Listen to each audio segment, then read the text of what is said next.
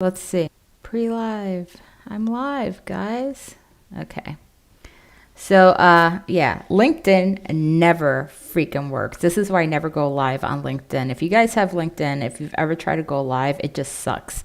I'm going to let them know I'm on TikTok also.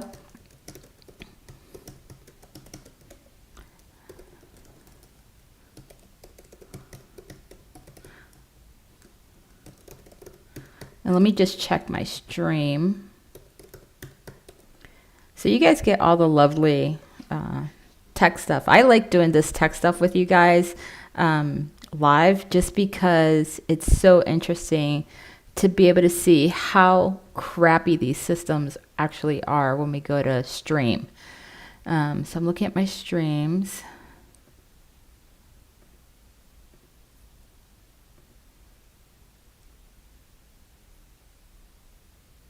It has my restream is okay. So let me show you what I have to use to stream on LinkedIn Live. So not only do you have to use OBS, but you need to connect to Restream. And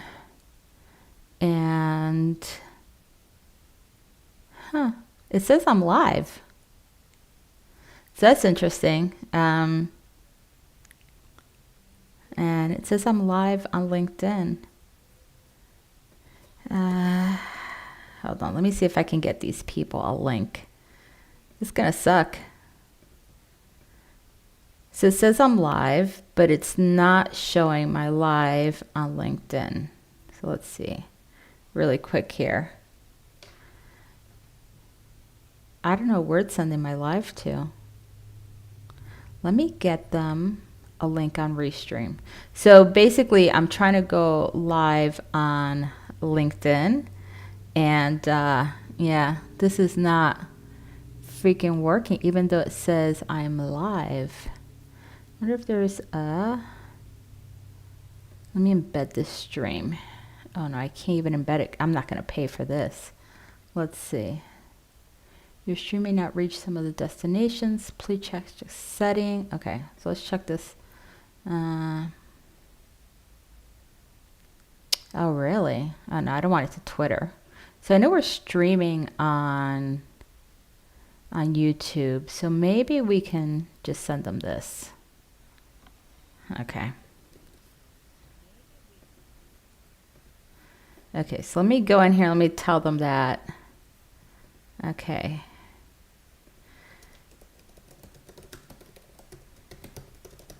I'm going to tell them it's not working on LinkedIn.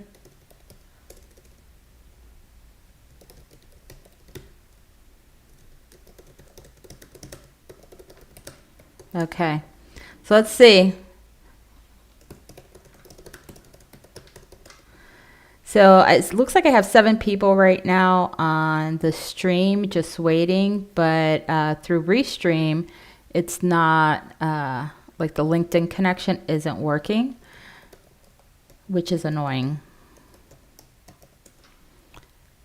So let's see what I get from these guys. I'm going to have to open up the YouTube also.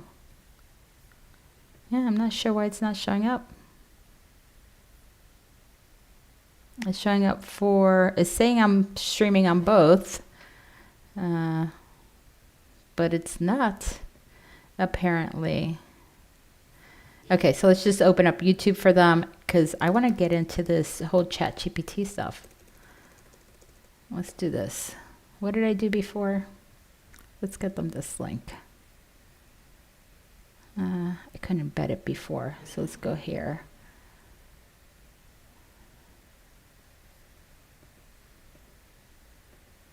Yeah, it's not streaming on LinkedIn, so I'm gonna mute my YouTube, and I even have like crazy eyes. So let's see. Okay. And I'm going to move this. It's going to be weird because I'm going to be looking all over the place, guys. Unfortunately for you guys, like you don't have to see me looking all over the place because you're only going to see my desktop. So let's see if everyone was able to go to the YouTube.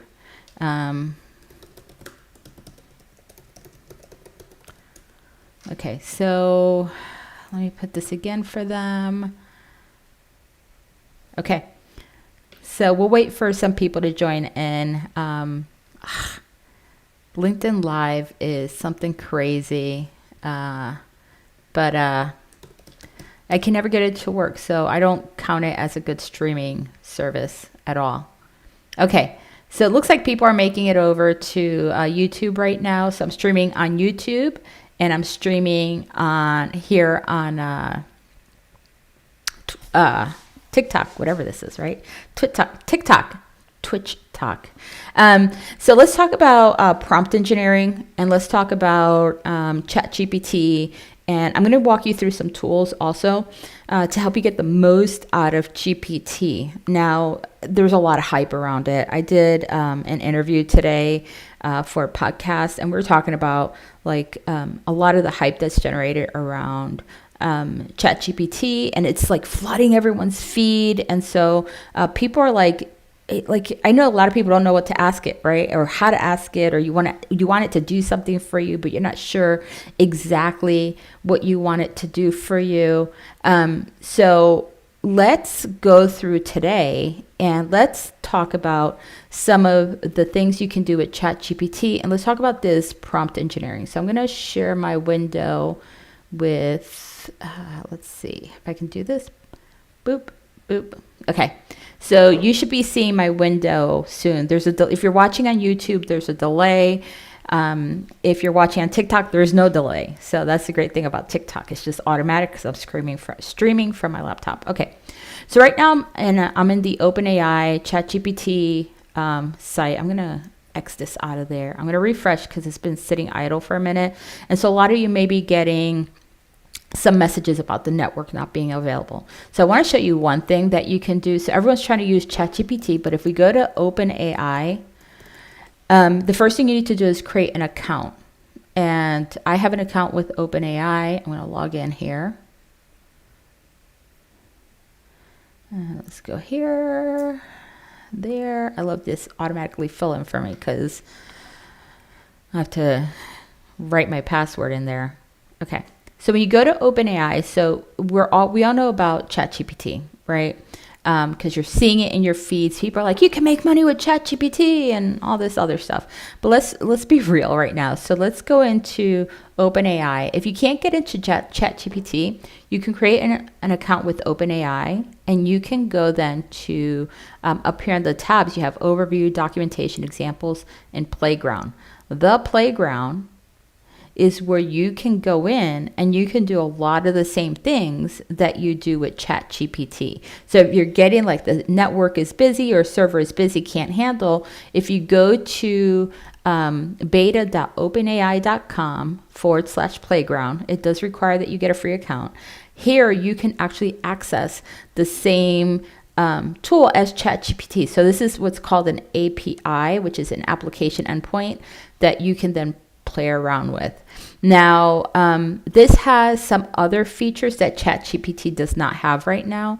So let me zoom in here. So this is the playground. And this is an OpenAI. Let's close this. You get full screen.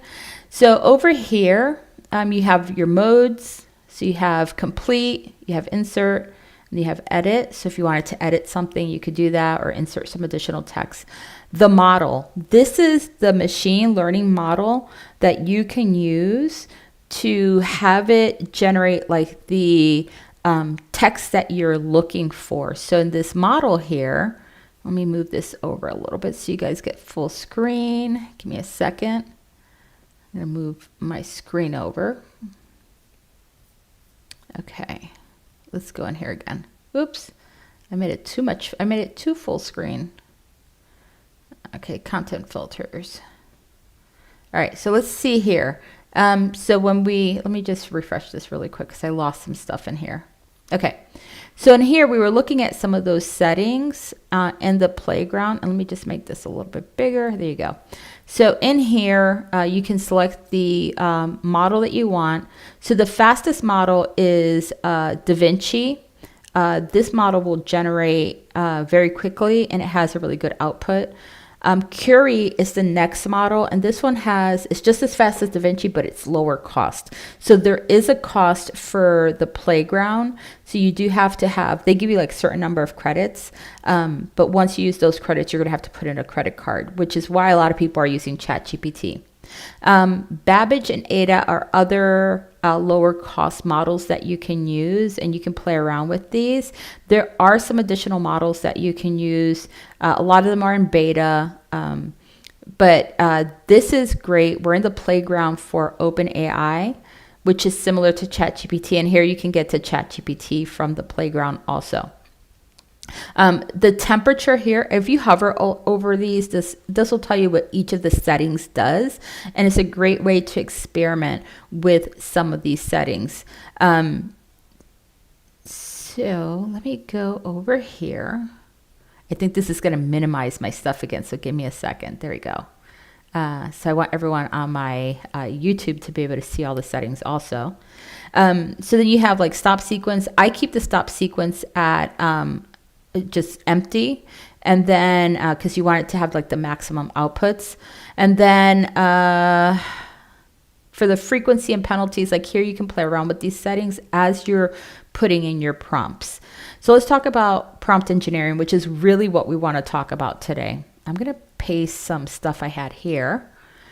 So prompt engineering is there was this whole thing about like, with all the hype with GPT, people are like throwing information into it and not getting good results. And a lot of people are just trying to like break it. So let's talk about the anatomy of a good prompt. And I've been telling people that this is a role that's going to come out soon. It's called prompt engineering. And basically, prompt engineering, this is a document. It's not, I just want you guys, I'm not making this stuff up. This is documented. There's research studies that are being done on this, where they're sharing some of the information around these technologies and kind of what we can expect coming up soon. And so I'll share all of these things and links. So I'm trying to fix my windows over here on my YouTube end so everyone can see exactly what we're seeing. So with prompt engineering, basically what you're doing is you're trying to create prompts, and prompts are the tasks that you're asking the AI to do. And what you're trying to do is you're trying to get the natural language model to give you the most desired prompt or result that you want from the prompt that you entered. So think about it this way. There's, the whole saying about garbage in, garbage out. It's the same thing with this also, with the prompts that you write. So if you're writing like crappy prompts and you're expecting to get like some phenomenal outputs, you're probably not going to get it. But if you're conscious about the prompts that you're doing, that you're entering into the software, you're more than likely going to get the best prompts. So this whole prompt engineering theme is about this thing called chain of thought. So there's this whole, and I talked about this before. It's like, let me give you an analogy for chain of thought. Is imagine you are sending someone to Target to buy you some items, right? You're home, you can't go. You're going to send your kid to Target for you. They drive, and so they're able to get there, and you tell them, I want you to go to Target, and I want you to get me some eggs. I want you to get me some milk. I want you to get me some hair conditioner, and I want you to get me a snack, right? So you give your kid this list, and they go to the store, and they go to a Target that's an hour away, and then they come back, and you're like, why is it taking them so long, right?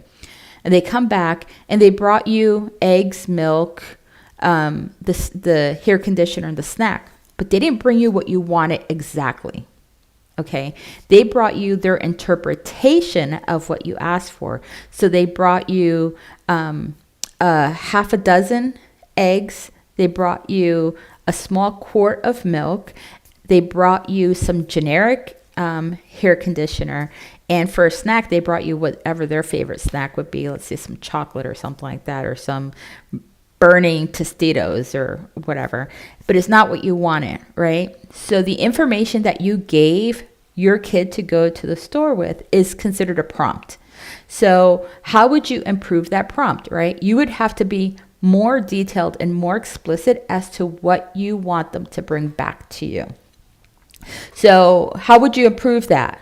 I'd love to hear you guys throw that into the chat. Let me know, how would you improve that prompt? If you're sending your kid to Target, right, and you want them to go like to the Target that's right down the street, not the one that's an hour away, and you want them to bring you back some specific items from Target, how would you improve the directions that you give them? I give you a second so you can post it into chat if you have any suggestions. You want your kid to go to Target and get you some stuff. Okay, so Rosa's like, be specific, especially about the conditioner. Yes, I have to be very specific about the conditioner, right? So, well, let's say that we're going to say, okay, so I want you to go to the Target that's down the street, right? We're being very specific. Yes, Ian, brand names, right? I want you to bring me back a dozen eggs, and I want them to be organic. I want you to bring me back a gallon of milk, or maybe it's a gallon of oat milk or a quart of oat milk, right? Whatever specific, be specific about it. And if you have any specifics around the brand of oat milk you want, it could be like, I want some Planet oat milk, extra creamy vanilla, right?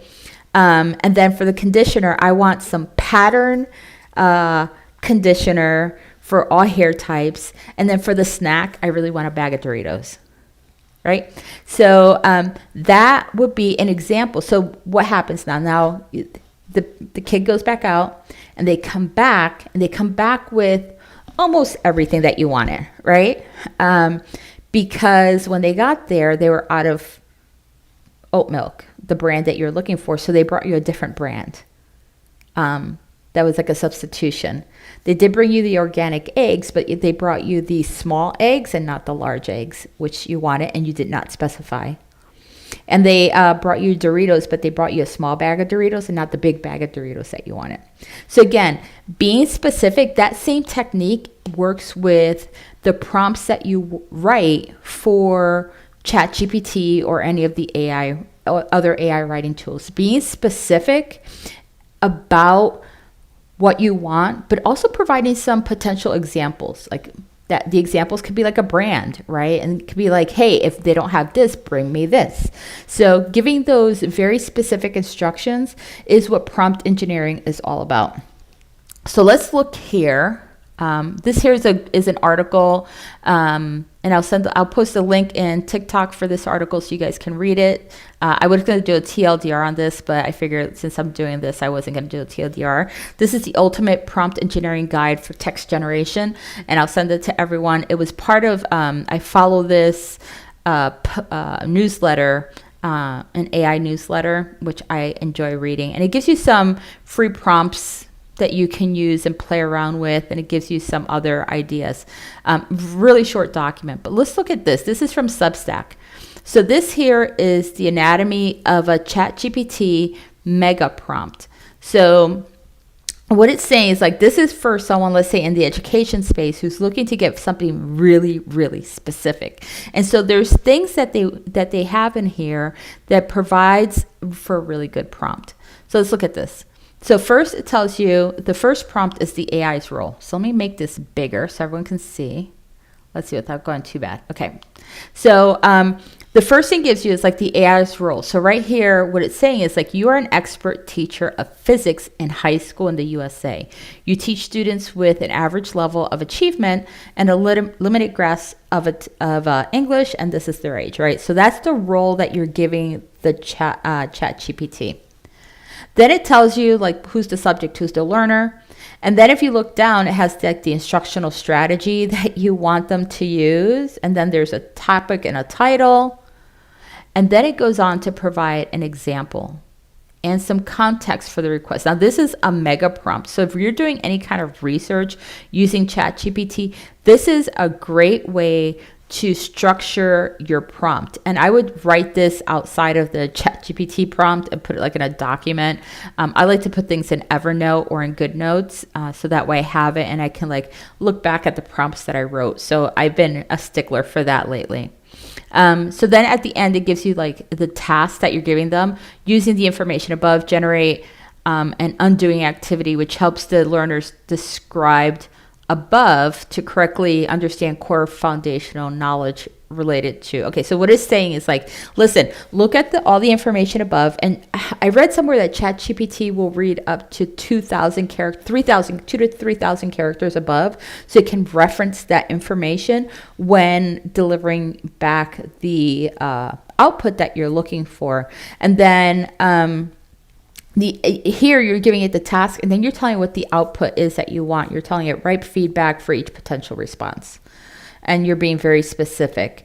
And so the type of reply that you should get, let's see, I think I had it in here, should be tied around this specific response. So I'll look for the response that I had because I did have a response on this one.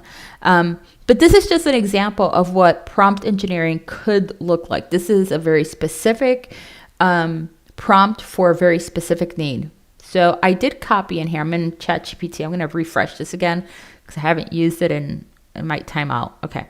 So in here, this is in the playground. I typed in this prompt that I wrote. And I wrote this prompt outside of ChatGPT. I was saving it. Let's just copy it again because I want to put it in both the playground and in ChatGPT. So I'm going to click submit here. And it's saying, hey, you have a trailing space. So that's meaning at the end, I probably left like some spaces. Okay. So in my request right here, I gave it some context and I said, your task is to create 5 learning objectives for this workshop. Be sure to make them entry level, good for anyone who has no prior experience using AI tools. Also create a proposed outline for the workshop. That's what I asked it to do. What I told it is like, I'm working on a project to help instructional designers learn how to use AI like ChatGPT, right? And then I tell them what the goal of the workshop is. I gave it a title, an example of what I'd like the instructional designers to be able to do. And then I gave it the task. So based on that information, it then created the objectives. It gave me 5 objectives. And it gave me a proposed outline for the workshop. And notice over here, I told it that I'm working on a workshop. I did not give it a time for the workshop. It made some assumptions as to the length of the time because it gave me some timing in here. So it's like spend 20 minutes on introducing AI tools and technologies, 15 minutes on advantages and disadvantages, 20 minutes on the overview of tools, 45 minutes on a hands-on activity, and then 15 minutes on developing a plan, and then the last 10 minutes for questions and answer. I think this is great. I don't know. I'd love to hear your feedback on YouTube if you're watching. What do you think about this and the output that it just provided? Let's look at this again. So again, the prompt. I did not create a mega prompt with this. This was just a really... I try to create a specific prompt. And I did use for this one the Da Vinci model, which is fast. It's a little bit more expensive. And I'm doing this in Playground. I just want you to see the difference between the two. So I'm going to give this a thumbs up here. Okay. Rosa says her mind was blown. Okay, so let's do this now in ChatGPT. Again, I'm going to refresh just because I feel it times out every time. So I'm just going to copy the same prompt here into ChatGPT and hit enter. And let's see what we get. And then we can compare.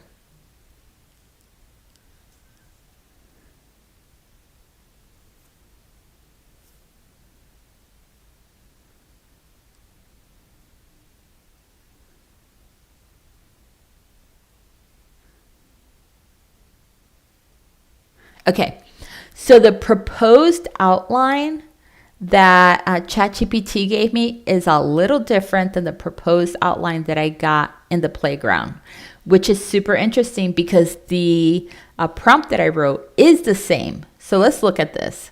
So the same prompt, I told it like I'm working on a workshop and I want the learning objectives to be entry level, right? So it's telling me, okay, so these are the learning objectives, the 5 learning objectives.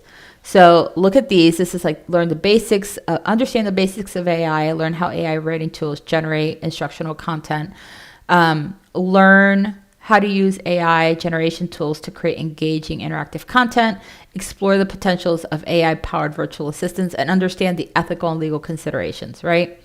So then if we go to the playground,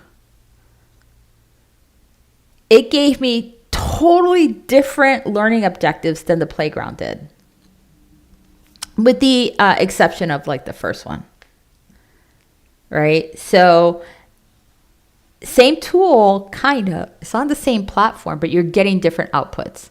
So then let's look at the ChatGPT version of the proposed outline. So what's the first thing that jumps out? It didn't give us timing, right, for the outline. What it did, it just gave us the activities. But because I had been writing a lot in ChatGPT about hands-on and giving me hands-on activities and the importance of hands-on and stuff, I find it interesting that here it gave me a lot of hands-on. So it's telling me introduce AI and its applications, but there's no timing there. It says hands-on demonstration of AI writing tools, where in the playground, it was like go into the advantages and disadvantages, provide an overview, and then there's like a hands-on activity, right? But there's timing in there. Over here it's telling me hands-on demonstration of AI video generation, discussion of potential AI-powered virtual assistants and chatbots, ethical and legal considerations, hands-on session with participants to create their own videos, and I'll tell you where that's coming from, and conclusions and next steps. So basically what it's done is learned kind of what I was going through. So let me just see if I can find, I think it was this one. In here, oops. Let's see, where was it? I think it was in this prompt. I told it that I wanted, or maybe it was this one. Yeah. So this one I told it I'm building a workshop, and then what I did in here, I have a bunch of different prompts because I was playing around with this. I told it I wanted it to create step-by-step instructions on how to create a video using AI. So I find it interesting that now in this new technologies for learning, it's saying like, hey, like potentially before you had this information that you put in. And so I'm going to base some of my stuff on that. I did not put that same information in the playground. So what's the difference between the playground and ChatGPT? Well, ChatGPT, you have your history. So on the side here, you have your history of all the prompts that you've written, and you can reference them back, right? In the playground, it does not save your prompts because the playground is using almost like an API. So it's mocking an API. So it doesn't save your prompts that you've written on the side or the outputs. So basically you have to copy and paste it from here, or you can, if I click save here, I'll call this prompt engineering. I'm going to do TikTok and YouTube live.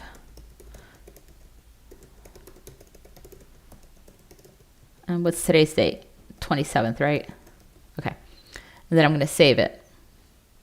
So now it saved it somewhere, just not where, so let me just go back. So you can see it saved it, but it did not save it where I can easily access it, like in ChatGPT on the side where you have the menu. It saved it where I can potentially look at my history. Okay. So that's the difference between the two. It saves it for 30 days in the playground. Right now, ChatGPT is in beta. So right now, I think it's an indefinite save right now. Like there's no 30-day wipeout as far as I know from what I read in the documentation just yet. And I have a lot of prompts that I've been playing around with in ChatGPT because I'm also writing a book on AI, on how to use AI tools to write a book. I got really meta. But yeah, so the difference between the two is you're going to get different responses. The quality of the responses is going to be different because here I was able to select the model that I wanted to use, and it gave me a little bit different output. One, because I have not had any history with this, but two, because of the model that it used here. And notice I can't do anything with this now, right? I'm going to restore. There we go. So depending on the model that you use too, it's going to really depend on the output that you get. So here, you can see that DaVinci is the most capable model, but it does, and it can process up to 4,000 tokens. How many of you know what a token is? Anyone? Anyone know what a token is? While you're thinking about a token, you can be Googling. You can Google it. That's fine. You can cheat.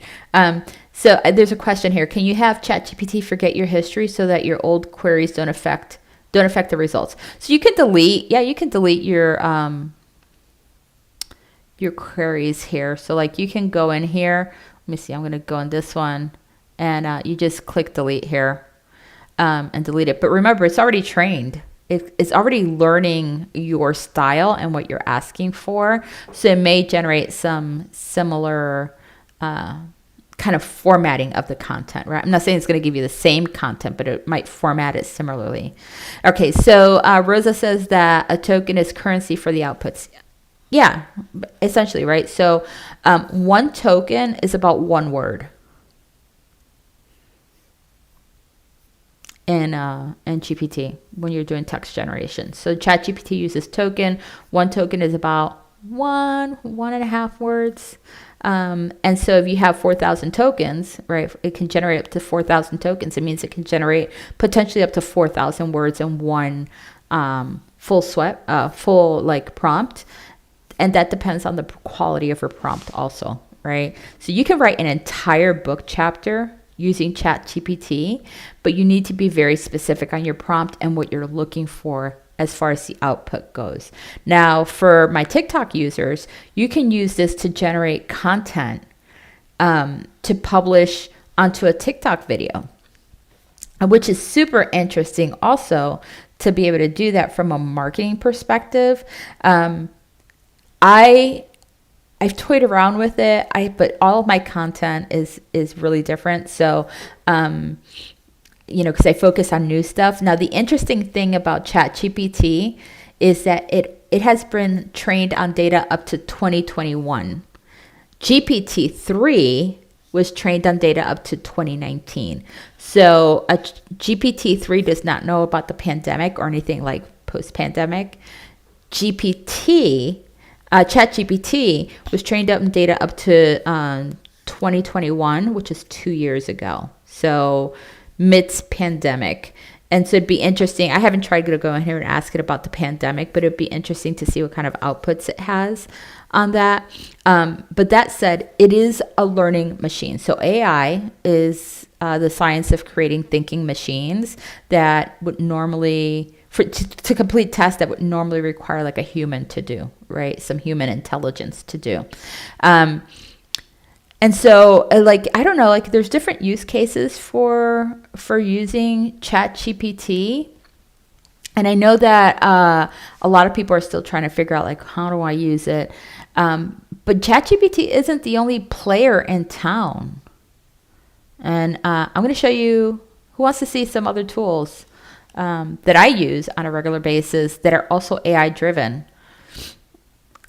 So we're going to get out of here. One of my favorites is Jasper. Now, I have a paid subscription for Jasper. Let's go in here. Okay, so this is my Jasper board. You can see I have some projects in here. I have a personal, I have my book project, because this is where I started to write my book. So let's go into the book project so you can see. If I go into documents, these are the documents I generated with Jasper. And I've been putzing around with them. I moved them into this project folder on the 17th, so that's why they all have the same date. And then I have my personal. I've deleted a couple things from here, but let me show you how Jasper works. So Jasper has templates that you can use. And these templates are really useful. So if you are TikTok, listen to me, an Amazon seller, you can use Jasper to write product descriptions, product features, give you some titles. If you're a blogger, you can use it to write blog posts. If you want to create outlines, improve content, there's all these templates that you can use to actually generate content. So there's a question from Ian. It says, how does ChatGPT control for false information? It doesn't. ChatGPT, again, it's a machine, right? So it's crap in, crap out. And so you as a human need to control for false information, meaning you need to go through and verify that the information that you're getting is correct, whether you're using ChatGPT or using Jasper or any other tool. So this is Jasper. There's some other ones. I'm going to share a couple other. There's Copy AI. Oh, if I can type .ai. Okay, Copy.ai allows you to create content also. And it's mainly for blog writers. I'm going to show one of my favorite one is PseudoWrite. So I started using PseudoWrite and Writer, which is the other one I'm going to show you. So PseudoWrite is for writing stories. So like if you're storytelling, PseudoWrite is really good at that. So let me open one of these. I don't know what this is. Okay. So for this, it looks like, okay, so I was doing like a video for this. So what I did is I used PseudoWrite to create a video, and then I brought it into an AI video editor or video generation to create a video. And I'll show you the video generation tools that I use also. But this was generated by AI. So I just gave it like some general information. Like I started the what I was writing. So this doesn't auto generate. It doesn't like take a prompt, but you basically start writing. Let's add a new one. And let's go in here. This is the story of two women who were frustrated by the new generational focus on, right? And then I can go in here and I can tell I continue on. Now it's using, I don't know if you guys noticed that, it's using Jasper because I have a Jasper plugin. But I can tell it, I can highlight all of this now and I can rewrite it. Let's see if it'll let me do it. I think because Jasper went in and screwed up the game, it was like, I'm not rewriting that. So let's see if we can, let's create a new one. Because I think it just, Jasper threw it off completely. Oh, it looks like I'm out of words. So I didn't log in, so I'm not going to log in here. But anyway, so it will auto-generate for you. But if you notice, I have a Jasper plugin, and let's do that again. Let's write a story.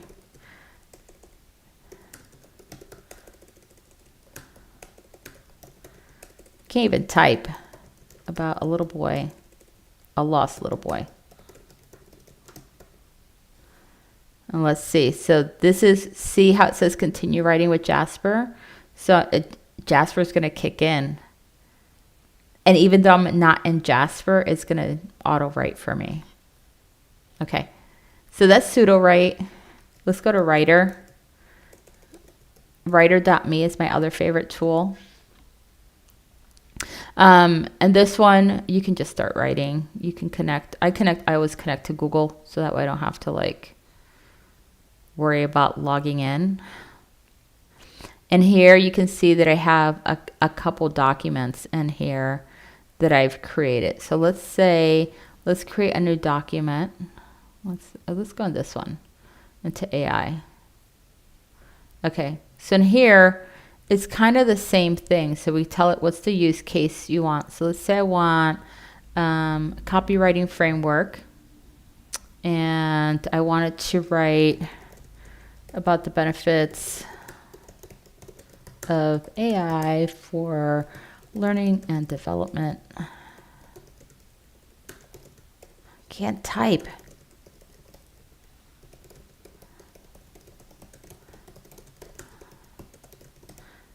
So I wanted to do the pros and cons. I wanted to give me 3 variants. And this is where it's different than Jasper and then ChatGPT, because what it's doing is it's going to give me a couple different variants. And because I use the copywriting framework called Ada, it's going to give me different versions of this. So notice it has Ada's attention, interest, desire, and action.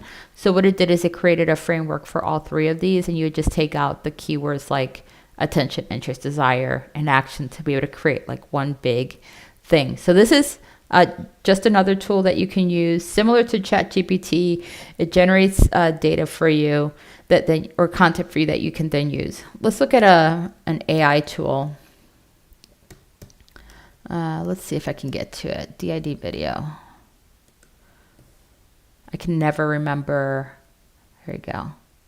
And just so you know, I'm also using Youcom, and we'll talk about that in a minute. So Youcom is AI based also, which I've been using it for a little bit. But anyway, so this is DID.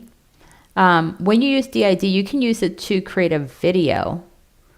So let's say you generate the script in ChatGPT, you bring that script in here, you select an avatar or upload your own avatar. You can create like Mid-Journey to create like a funky avatar.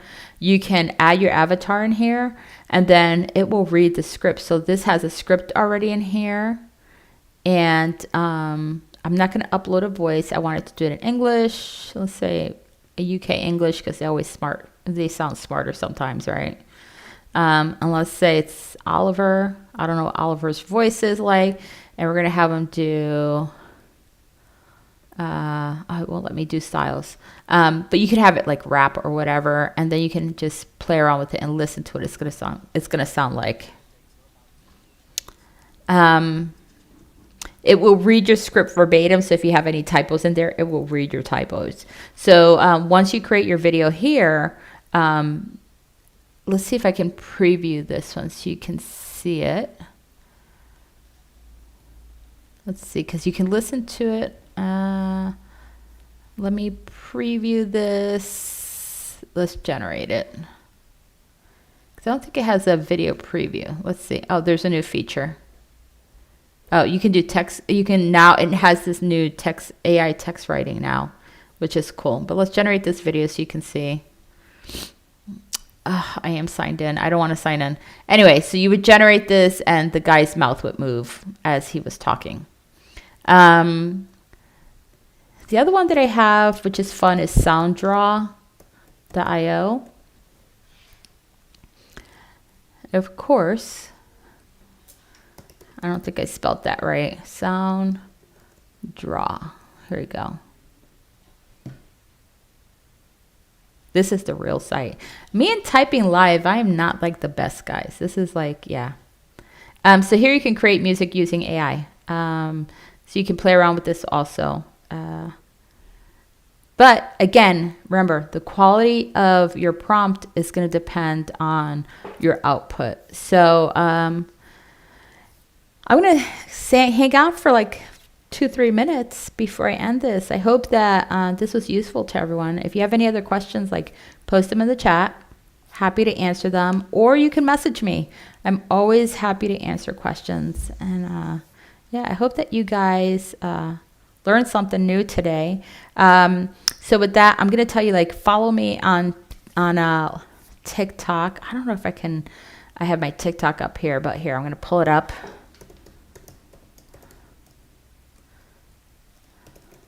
This is my TikTok. It's, I'll put my, hopefully, let's see if it'll let me log in. So this is me. And let me see if I can get my QR code up so you guys can see it. I don't think I can get my QR code from here. But anyway, so this is my bio. It's Learn with Myra on TikTok. You can follow me here, and I post these TLDRs, which is too long, did not read. Oh, wait, I have it on the wrong screen. Let's put it on the right screen because I'm just talking nonsense to you guys. You guys are like, what? Okay, here we go. My TikToks, TLDRs, I post them all the time. Learn with Myra is my handle. You can go in here and watch all my videos. Be sure to follow me, share with your friends. And then on LinkedIn, let me put that there. Then on LinkedIn, I am Myra Roldan. And LinkedIn is weird, so I'm going to do this. Okay, so this is my LinkedIn. And again, we're not live on LinkedIn, which is really disappointing. But anyway, follow me on LinkedIn. Also connect with me. I'm always happy to answer questions. And if you have an idea for some new tech, let me know. I'm going to be doing a 30-day tech challenge with y'all on Inventor.io because I've been getting a lot of questions about like, I want to learn how to program. So hoping to do that soon. But yeah, so if you don't have any questions, yeah, I hope you guys have a great weekend and stay tuned for our next TLDR. All right, guys. Bye. I'm going to get off TikTok first. Actually, no, let's get off of YouTube first. Bye, everyone. Have a great weekend. Okay, so we're going to get off of